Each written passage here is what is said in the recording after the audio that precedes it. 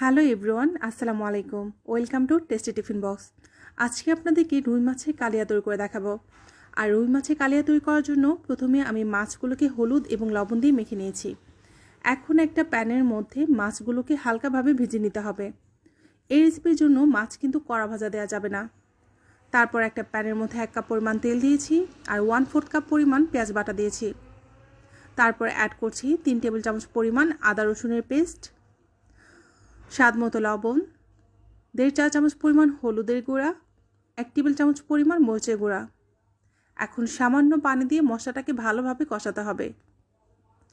যখন মশলা থেকে তেল উপরে উঠে আসবে তখন এখানে আমি 2টা টমেটো পিউরি করে অ্যাড করে দেব। এই রেসিপিতে আপনাকে পর্যায়ক্রমে মশলাগুলো অ্যাড করতে হবে।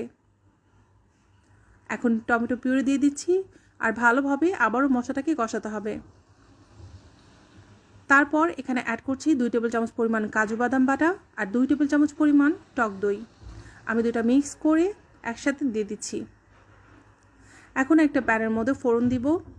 সামান্য তেল নিয়েছি, দারচিনি, এলাচ, তেজপাতা, কালো জিরা এবং সামান্য জিরা নিয়েছি। এখন সেই মশলাটার মধ্যে তেলটা দিয়ে দিব। আমার ফোড়ন দেওয়া হয়ে গেছে। এখন এই পর্যায়ে আমি 1 চা চামচ পরিমাণ ধনে গুঁড়া দিব আর 1/2 চা চামচ পরিমাণ জিরা গুঁড়া দিব। তারপর সামান্য পানি অ্যাড করব আর আগে থেকে ভেজে রাখা মাছগুলো এখন দিয়ে দিব।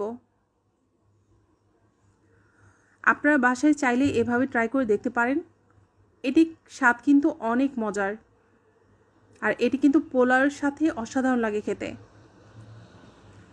তো যখন একটু বলক চলে আসবে তখন আমি এখানে 4-5টি কাঁচামরিচ দিয়ে দিয়েছি আর কিছুটা ধনেপাতা ছিটিয়ে দিচ্ছি। তাহলে একটা সুন্দর ফ্লেভার আসবে। এখন ঢাকনা দিয়ে কিছুক্ষণ অপেক্ষা করছি। ঢাকনা খুলে যখন দেখেছি ঝোলের পরিমাণ কিছুটা কমে আসছে তখন আমি একটু আলতো হাতে নেড়ে দিচ্ছি। এখানে কিন্তু খুন্তি দিয়ে নেওয়া যাবে না, কারণ মাছগুলো ভেঙে যাওয়ার সম্ভাবনা আছে।